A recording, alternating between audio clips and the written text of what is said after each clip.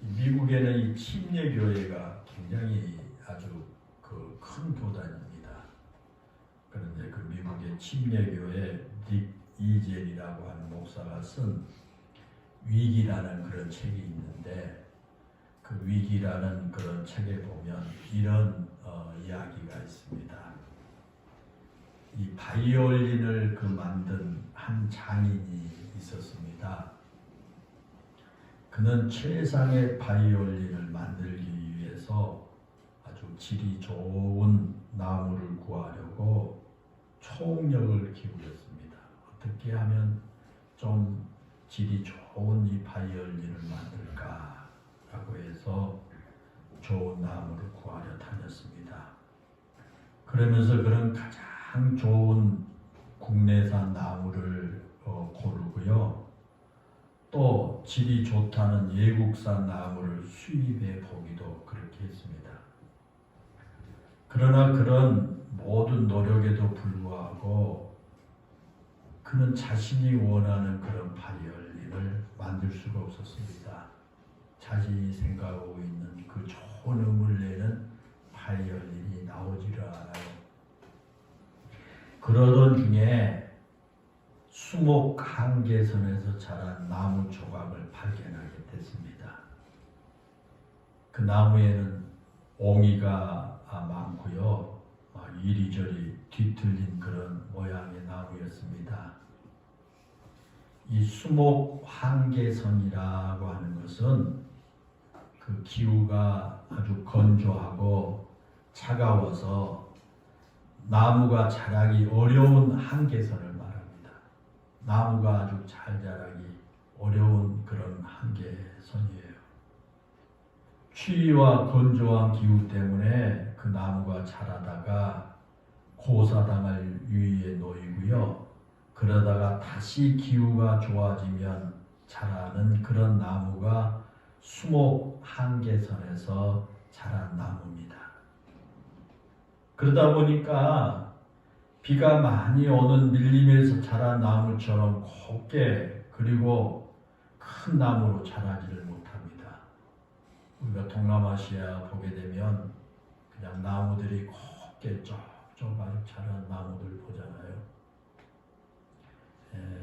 그런데 그 수목 한계선에 있는 나무들은 그렇게 자라지 못해요.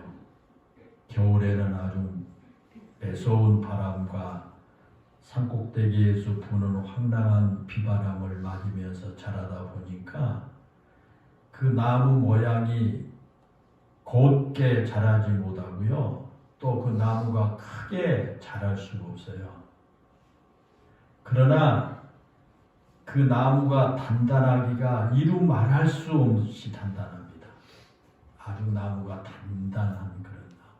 크지도 않고 굽어진 나무지만 한계 상황에서 자란 나무는 아주 단단합니다. 그래서 그는 그 나무로 바이올린을 만들었습니다. 그러자 그 바이올린이 그때까지 만들었던 그 어떤 바이올린보다 더 훌륭한 소리를 냈다고 하는 것입니다. 그러면서 이 닉 목사는 우리 중에도 일종의 수목 한계선에서 살고 있는 사람, 즉 고통스러운 세상에서 모진 시련과 어려움을 겪고 있는 사람이 있다. 하지만 하나님은 그런 시련과 고통의 와중에서도 아름다운 삶을 창조해 내신다. 땅속에 묻혀있는 보통 석탄이 섭씨 550도에서 1평방인치당 750톤의 압력을 받게 되면 아름다운 다이아몬드가 된다. 우리 역시 시련과 고통을 겪을 때 하나님의 영광을 드러내며 복음을 노래할 수 있는 아름다운 사람이 될 수 있다. 즉 영광로와 같은 인생을 통과하다 보면 아름답고 찬란한 존재로 거듭날 수 있는 것이다 라고 말을 했습니다. 여러분, 참으로 쉽지 않는 이야기지만 그것은 분명한 사실입니다. 우리는 누구나 시련이나 고난을 즐거워하지 않습니다. 누가 자기에게 고난은 또 시련을 즐거워할 자가 누가 있겠습니까? 그래서 가능하면 고난의 길은 피해가고 싶고요. 시련이 없는 길로 가고 싶어 합니다. 그러지 않습니까? 그러나 분명한 것은 아무리 우리가 피해가려고 해도 피할 수 없는 것이 그게 고난의 길이고요. 아무리 가고 싶지 않다고 하더라도 반드시 가야 할 길이 시련의 길인 겁니다. 하나님께서 우리에게 시련의 길을 가라고 하신 이유가 분명히 있습니다. 우리를 고난이라고 하는 영광로를 통과하게 하신 하나님의 이유가 분명히 있는 겁니다. 그것은 그 시련과 고난을 통해서 우리가 더욱 단단해지기 때문입니다. 수목 한계선에서 모진 비바람과 풍파를 견디며 자란 나무가 가장 아름다운 악기를 만드는 제목이 된 것처럼 우리 역시 시련과 고난이라고 하는 모진 비바람을 통해서 하나님께서 귀하게 쓰시는 사람으로 되어간 줄로 믿습니다. 성경에 보면 그런 이야기가 많이 나오잖아요. 그 중에 요셉이라고 하는 사람이 그렇죠. 여러분 요셉을 한번 생각해 보십시오. 요셉은 야곱의 그 11번째 아들로 태어나지 않았습니까? 그래서 자기 아버지 야곱의 지극한 사랑을 받으면서 요셉이 자라났습니다. 그 야곱에게 그 요셉에게는 꿈이 있었습니다. 자신의 형들뿐만 아니라 자기 아버지와 어머니까지도 자신 앞에 머리를 숙이는 그런 꿈이 어렸을 때부터 있었습니다. 그 꿈으로 인해서 이 요셉은 형들의 미움을 받게 됐고요. 자기 아버지의 심부름으로 형들이 양을 치는 곳을 찾아갔다가 죽을 뻔하는 고비를 넘기게 되지 않았습니까? 우물 안에다 빠뜨렸다가 거기서 이제 다시 건지죠. 그리고 간신히 거기서 목숨을 건져서 애굽의 노예로 팔려가지 않았습니까? 그래서 애굽의 노예로 팔려간 그 요셉이 그 보디발의 집에서 고달픈 노예 생활을 해야 하죠. 어려서부터 아버지의 사랑으로 항상 채색 옷을 입은 그 요셉은요, 그동안 어려서부터 한 번도 일을 해본 적이 없었습니다. 그럼에도 노예로 팔려간 요셉은요, 애굽의 보디발 집에서 죽도록 하루 종일 일을 해야만 합니다. 그러다가 그 주인 보디발의 인정을 받아서요, 그 집의 가정 총무가 되죠. 이제는 어느 정도 고난의 때가 지나고 평안한 삶을 살 수 있는 그런 기회가 됐습니다. 그러나 그것으로 끝나지 않지요. 그 주인 아주머니의 집요한 유혹이 있었고요. 하나님 앞에서 죄를 지을 수 없다는 분명한 그의 신앙 때문에 아주머니의 유혹을 물리친 결과 감옥에 갇힌 신세가 되었지 않습니까? 죄의 유혹을 뿌리치고 하나님 앞에 정직하게 살려고 하다가 그 대가가 감옥이라니, 그런 생각에 너무도 아마 요셉이 억울했을 겁니다. 그럼에도 불구하고 요셉이 감옥에서조차 성실함으로 이 간수장에게 인정을 받게 되었고요. 그래서 감옥에 재반 사무를 보는 일을 맡게 되지요. 그 과정을 거쳐서 애굽에 노예로 팔려온 지 13년 만에 요셉이 바로 왕의 꿈을 해석해 주고요. 그 지혜를 인정받아서 애굽의 국무총리가 되지 않습니까? 그렇게 해서 요셉이 어렸을 때 꿈꾸었던 그의 꿈이 이루어지게 되는 거지요. 여러분, 그 요셉의 삶을 한번 생각해 보십시오. 요셉이 형들의 미움을 받아서 노예로 팔려가지 않았다면 애굽의 국무총리가 될 수 있었겠습니까? 요셉이 주인 아주머니의 유혹을 뿌리친 결과 억울하게 감옥에 갇히게 되었는데, 요셉이 감옥에 갇히지 않았더라면 바로 왕의 꿈을 해석해 줄 기회를 얻지 못했을 것이고, 그렇다면 애굽의 국무총리라고 하는 자리에 오르지 못했을 겁니다. 그렇지 않겠습니까? 또 감옥에서 모든 사무를 맡아봄으로써 나중에 국무총리가 되었을 때요, 요셉이 왕의 주변에 있는 그 신하들의 성향을 다 알 수가 있었고요. 그들의 인맥을 유지하면서 총리직을 잘 수행할 수 있었습니다.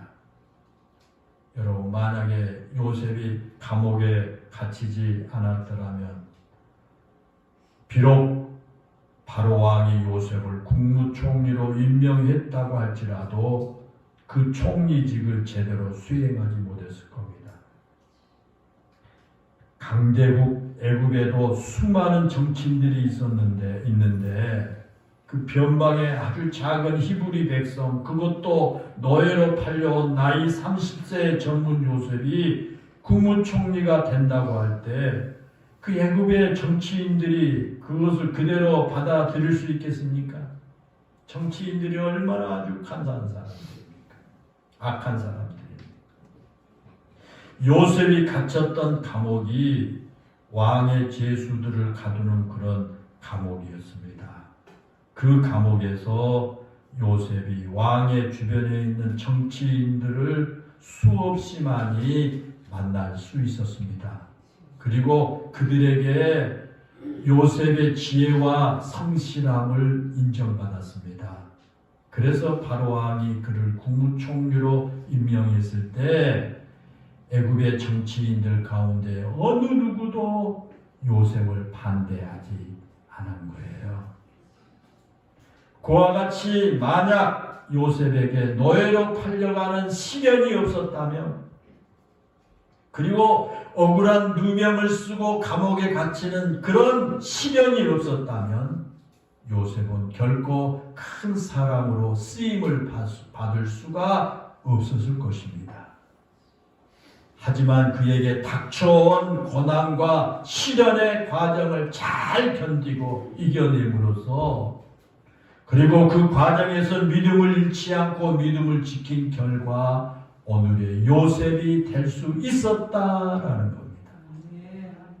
성경의 그와 같이 많은 시련과 고난을 통해서 성공하고 승리하는 인물들이 많이 나오죠.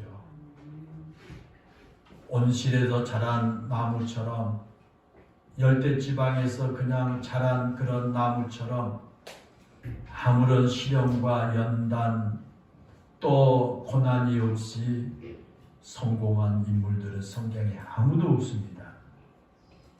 사랑하는 여러분, 그렇습니다.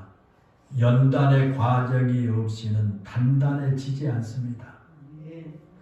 단단해지지 않으면 귀한 목재가 될 수 없는 것처럼 귀한 그릇으로 쓰임을 받을 수가 없습니다. 그래서 연단의 과정은 그렇게 중요합니다. 우리에게 연단, 고난과 시련을 통해서 내 자신을 연단하는 것은 여러분 이와 같이 중요하다라는 겁니다. 하나님의 쓰임받는 제목으로 다듬어져 가고 있기 때문입니다. 물론 우리의 마음이 하나님께 쓰시기에 합당한 마음이 되기 위해서는 우리 마음은 부드러워야 합니다. 부드러워야 하나님께서 우리를 들어서 쓰시죠. 근데 이 부드럽다라고 하는 것은요, 하나님의 말씀을 듣기에 부드럽다라는 것을 말합니다. 마음이 부드러워야 하나님의 말씀을 그대로 받아들이죠. 근데 마음이 부드럽지 못하고 딱딱하게 되면 하나님의 말씀이 들어오지를 않습니다. 그렇기 때문에 부드럽다, 성도가 부드럽다라고 하는 것은 하나님의 말씀을 듣기에 부드럽다라는 거예요. 그러기에 이 우리의 연단을 통해서 나무가 단단해져서 귀한 목재로 쓰임받는 것하고 순금일수록 부드럽다라는 것은 그 의미가 다르겠죠. 우리의 마음을 부드럽게 해야 합니다. 그러나 하나님께서 우리를 쓰실 때는 우리의 믿음이 단단해져야 합니다. 그래야 하나님께서 원하는 곳에 우리를 귀하게 쓰실 수가 있을 줄로 믿습니다. 여러분, 불순물이 섞이지 않는 순금일수록 그 금이 부드러운 것처럼 우리 마음이 부드러울 때 우리는 하나님과 동행하는 삶을 살 수가 있습니다. 마음이 완고한 사람은요, 하나님의 말씀, 하나님의 손길을 거부하고요, 하나님 말씀 듣기를 거부하지 않습니까? 우리 믿음을 금에 비유한 이유가 바로 거기에 있습니다. 성경에 보게 되면 우리 믿음을 금에다 비유하잖아요. 순금 같은 믿음을 가지라고 이렇게 성경을 말한 이유가 거기 있습니다.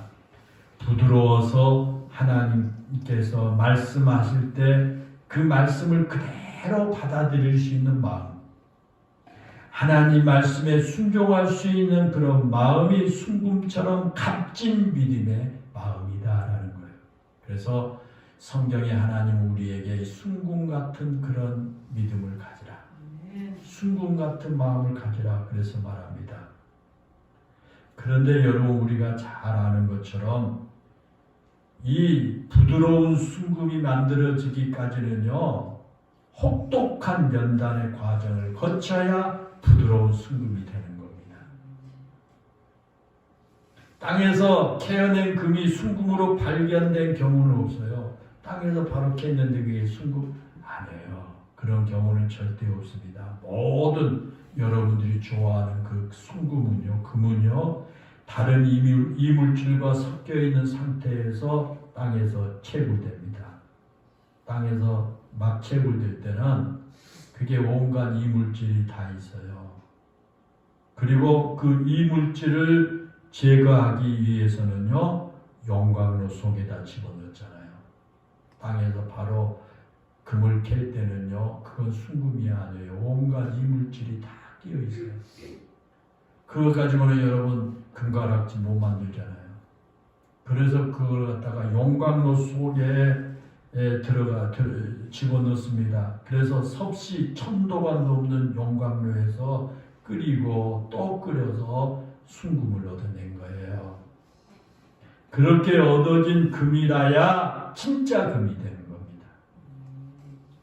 오늘 본문에서도 우리의 믿음이 그런 과정을 거쳐야 한다라는 사실을 아주 분명하게 말씀합니다. 우리의 믿음이 용광로 속에 들어간 그 금이 순금으로 되어 나온 과정을 거친 것처럼 우리 믿음도 그런 과정을 거쳐야 한다. 그렇게 말해요. 거기 본문 7절, 6절과 7절에 보면 그렇게 말합니다. 그러므로 너희가 이제 여러 가지 시험으로 말미암아 잠깐 근심하게 되지 않을 수 없으나 오히려 크게 기뻐하는도다. 너희 믿음의 확실함은 불로 연단하여도 없어질 금보다 더 귀하여 예수 그리스도께서 나타나실 때 칭찬과 영광과 존귀를 얻게 할 것이니라 그러죠. 하나님께서 우리의 믿음을 단련하시는 방법 가운데 하나가 여러 가지 시험이라는 거예요. 여러분, 여러 가지 시험이 있잖아요. 환난이 있잖아요. 그것이 하나님께서 우리 믿음을 단련하는 방법이라는 거예요. 여기서 시험이라고 하는 말은 시련이나 연단이라고 하는 말로 바꿔도 됩니다. 우리에게 여러 가지 시련이 있습니다. 여러 가지 연단이 있습니다. 여러 가지 고난이 있습니다. 왜 그럴까요? 그것은 우리의 믿음을 단단하게 만드시는 하나님의 방법이다라는 거예요. 마치 용광로 속에 집어넣는 것처럼 우리를 순금으로 만들기 위해서 하나님이 사용하는 그 방법이 시련이요, 연단이요, 고난이다라는 겁니다. 그 본문 4절에 말씀하신 것처럼요, 썩지 않고 더럽지 않고 새하지 않는 유업을 입게 하기 위해서는 반드시 시련이라고 하는 연단의 과정을 거쳐야 한다는 겁니다. 그래야 우리에게 믿음이 순수해지고 단단한 믿음이 된다는 거예요. 우리는 때로는 그렇잖아요. 하나님, 왜 나에게 이런 시련을 주십니까?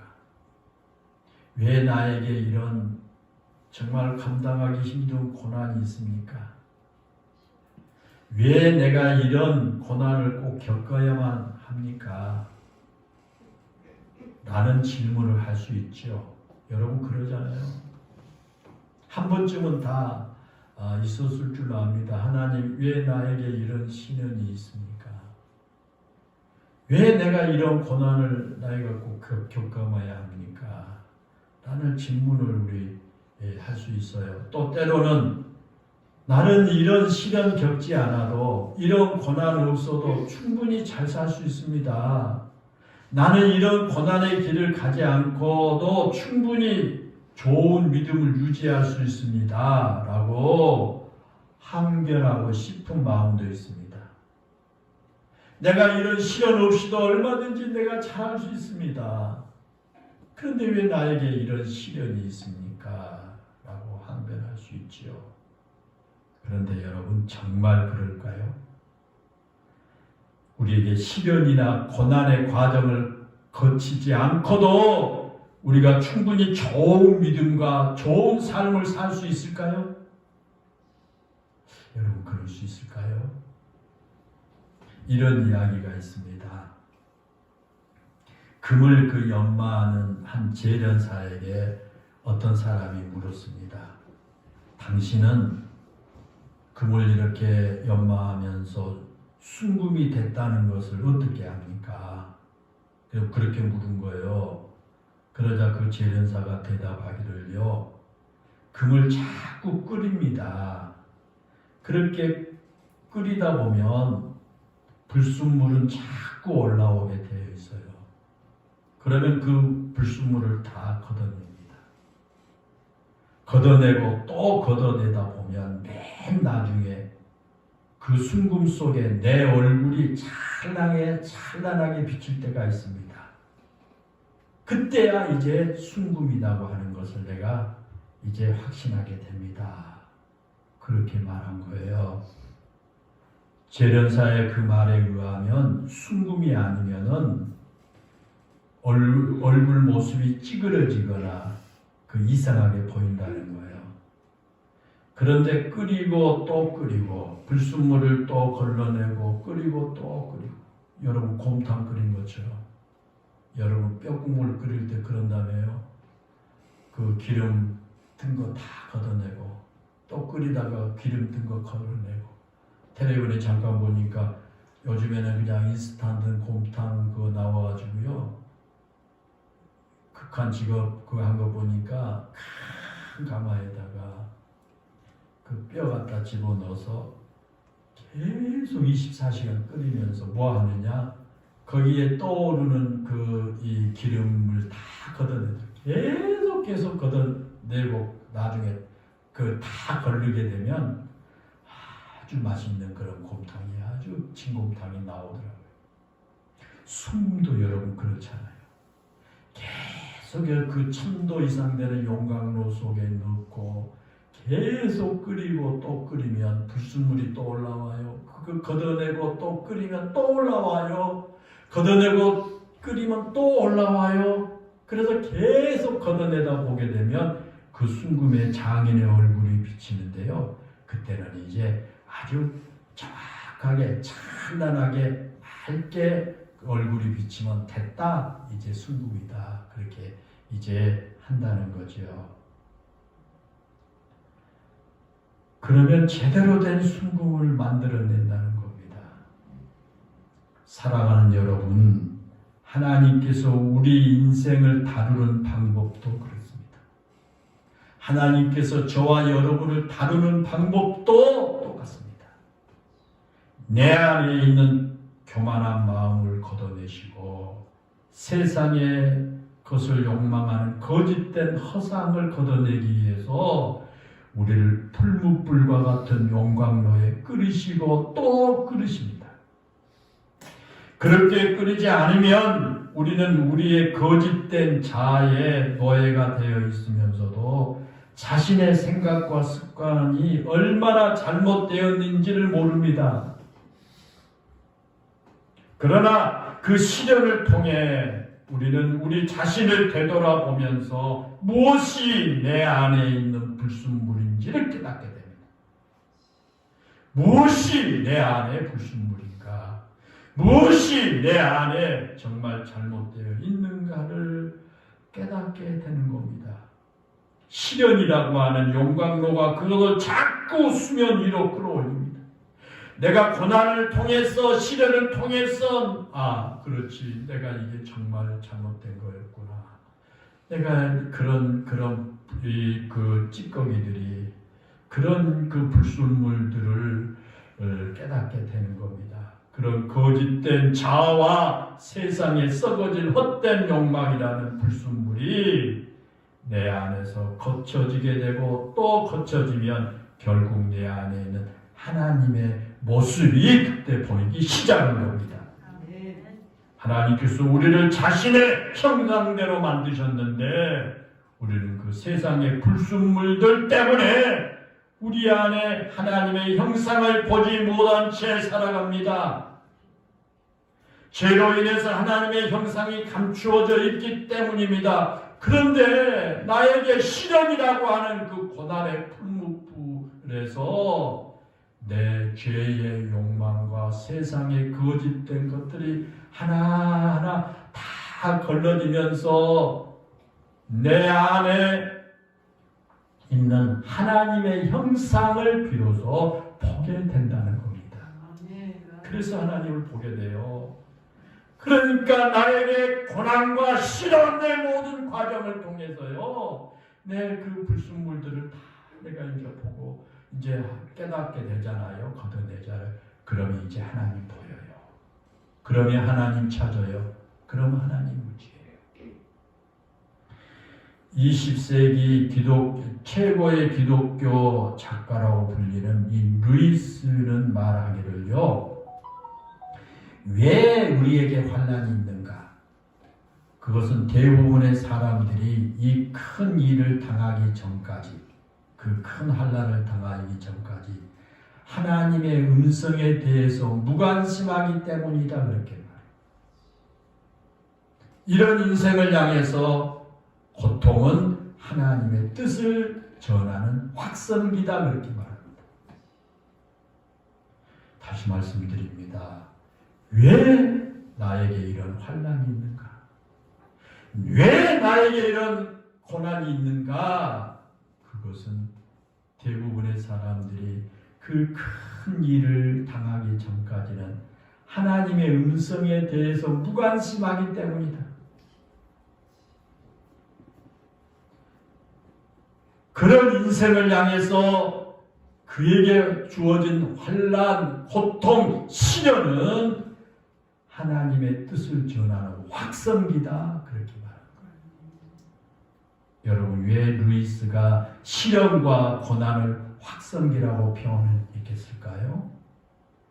이 세상에 물든 우리의 마음이 얼마나 굳게 닫혀 있으면 그렇게 표현했겠습니까?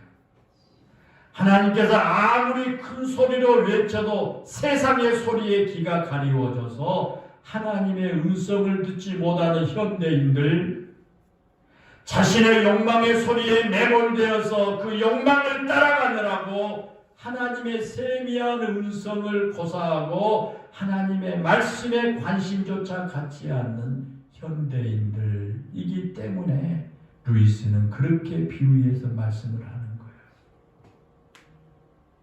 왜 환난이 있는가? 그것은 그 큰 환난을 당하기 전까지는 하나님의 음성에 무관심하기 때문이다.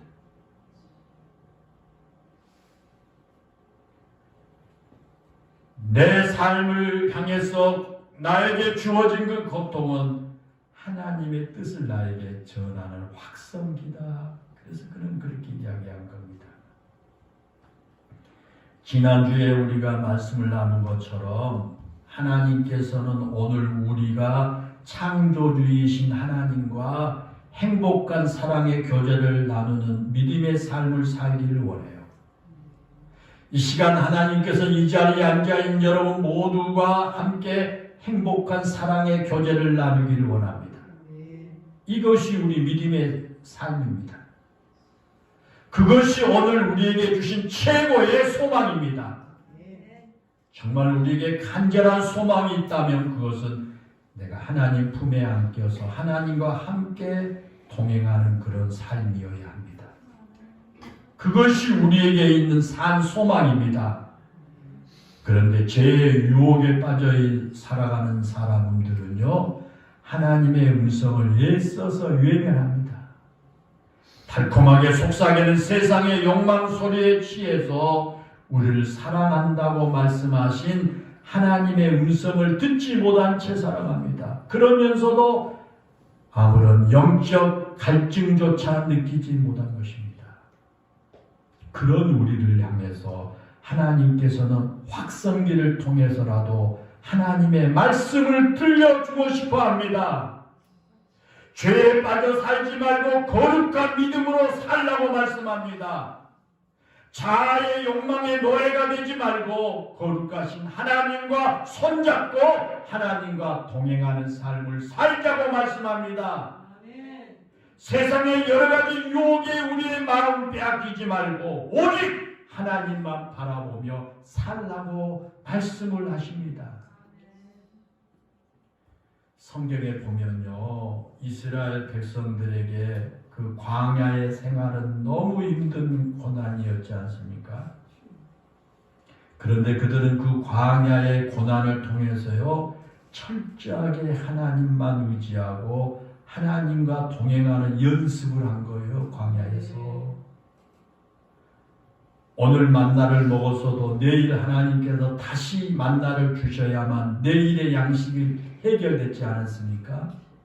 오늘 만나 주신데 욕심껏 갖다 거두어다가 놓고 내일 아침에 보게 되면 그거 다 썩어졌잖아요.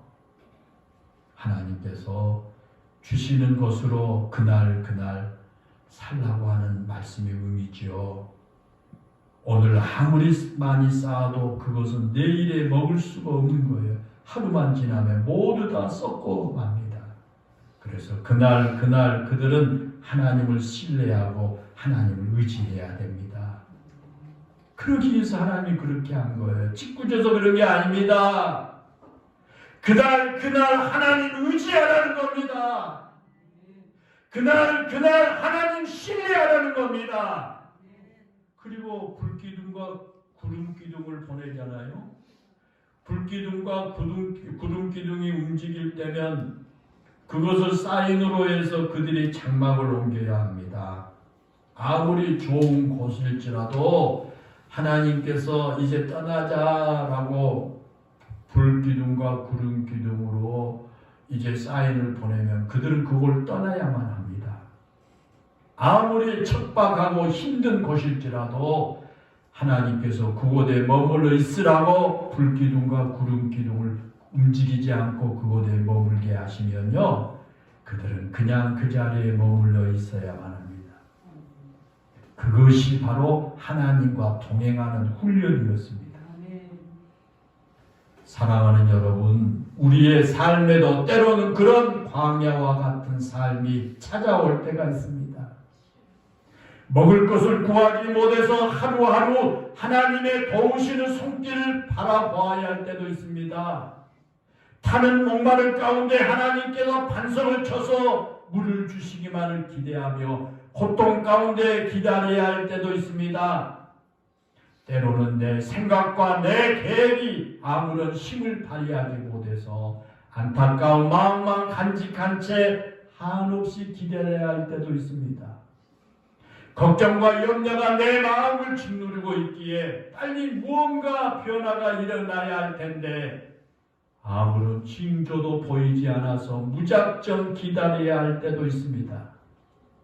뜨거운 태양이 내 삶을 모조리 태워버릴 것만 같은 강렬한 그 시련으로 내 삶이 다 사라질 것 같은데도 내가 할 수 있는 일은 아무것도 없어서 그냥 고통을 감내하고 있어야 할 때도 있습니다. 내 마음이 찢어질 것만 같이 아파서 견딜 수 없어 몸부림을 치는데도 세상은 아무렇지도 않은 것처럼 매일의 역사를 반복하는 것만 같아서 더욱 내 속이 타들어갈 때도 있습니다. 열심히 내가 노력하고 수고했는데도 나에게 돌아온 것이라고 하는 것은 칭찬이 아니라 책망이요 형통이라는 고통이 있을 때도 있습니다. 그런데 사랑하는 여러분, 그런 고난의 현장과 광야 같은 시련의 현장에 여러분이 놓여 있다고 할지라도 또 그런 생각이 든다고 할지라도 절대로 누군가를 탓하지 말고 조용히 하나님의 음성에 귀를 기울여 보시기를 바랍니다. 하나님께서 여러분을 그곳에 있게 하신 이유가 분명히 있을 겁니다. 왜 여러분을 그곳으로 부르셨는지, 왜 여러분을 그곳에 있게 하셨는지, 여러분을 향한 하나님의 선하신 뜻과 목적이 무엇인지를 깊이 묵상해 보시기를 바랍니다. 어쩌면 그때가 하나님께서 여러분의 마음에 있는 불순물을 제거하는 시간일 줄도 모릅니다. 그때가 하나님께서 여러분을 단련시켜서 온전한 믿음을 소유하도록 여러분을 정죄하는 시간인 줄도 모릅니다. 그러기에 그런 인생의 광야와 같은 순간에 여러분 자신을 되돌아보면서 여러분을 전적으로 하나님께 의탁해 보시기를 바랍니다.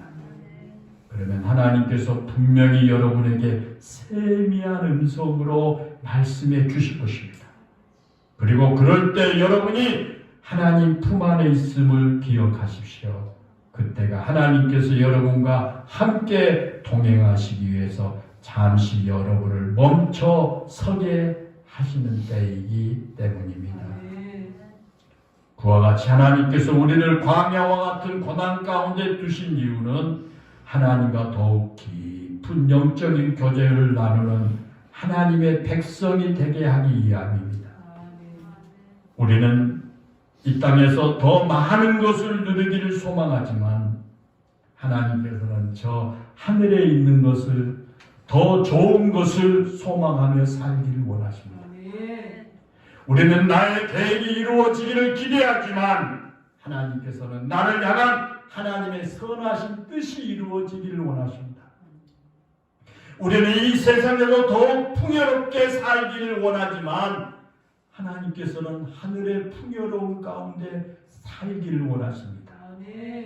우리는 이 세상의 즐거움을 잡고 살려고 발버둥을 치지만 하나님께서는 이 세상의 것을 다 내려놓고 하나님의 손을 붙잡고 살기를 원하십니다. 우리는 이 세상에서 안락을 누리기를 원하지만 하나님께서는 하나님의 품 안에서 안식을 누리며 하나님과 동행하며 살기를 원하신 줄로 믿습니다. 그래서 하나님께서 우리에게 용광로와 같은 시련의 길을 통과하게 하신 겁니다. 그 시련을 통해서 우리의 생각이 얼마나 잘못되었는지를 우리 스스로 깨닫게 하기 위함입니다.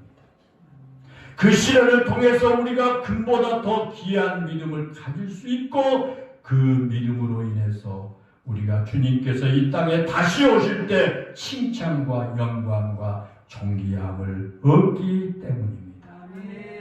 사랑하는 성도 여러분, 우리의 소망은 이 땅에 있는 것이 결코 아닙니다.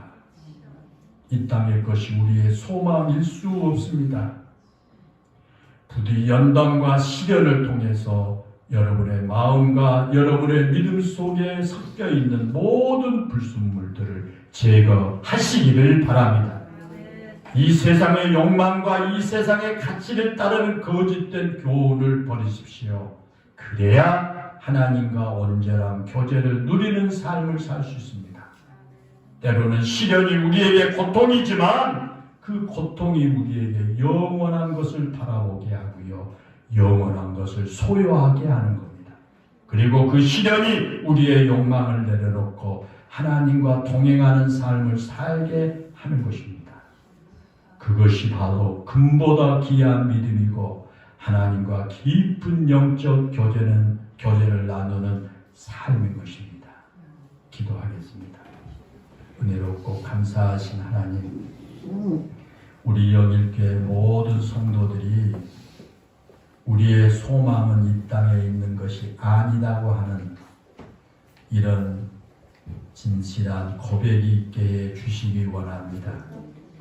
우리의 소망은 영원한 하나님의 나라요, 우리의 소망은 하나님과 함께 동행하며 사는 것인 줄로 믿습니다. 우리 영일교회 모든 성도들, 우리가 세상을 살아가면서 여러 가지 연단과 고난, 시련을 통해서 우리 마음속에 섞여 있는 모든 불순물들을 제거하고 우리의 참 소망이신 하나님을 바로 볼 수 있게 해주시고 하나님의 영원한 그 나라를 바로 볼 수 있는 그런 귀한 믿음들 되게 해 주시기를 원합니다. 이 세상의 모든 욕망과 이 세상의 모든 죄악들을 우리가 이 시련을 통해, 고난을 통해 하나님 앞에 다 내려놓고 하나님을 발견하고 우리의 참 소망이신 그 하나님 안에서 하나님과 동행하고 하나님과 함께 살아가는 금보다 귀한 믿음을 소유하게 되고 하나님과 깊은 영적인 교제를 나누는 그런 복된 삶이 다 되게 해 주옵소서. 우리 주 예수님의 이름으로 기도하옵나이다. 아멘.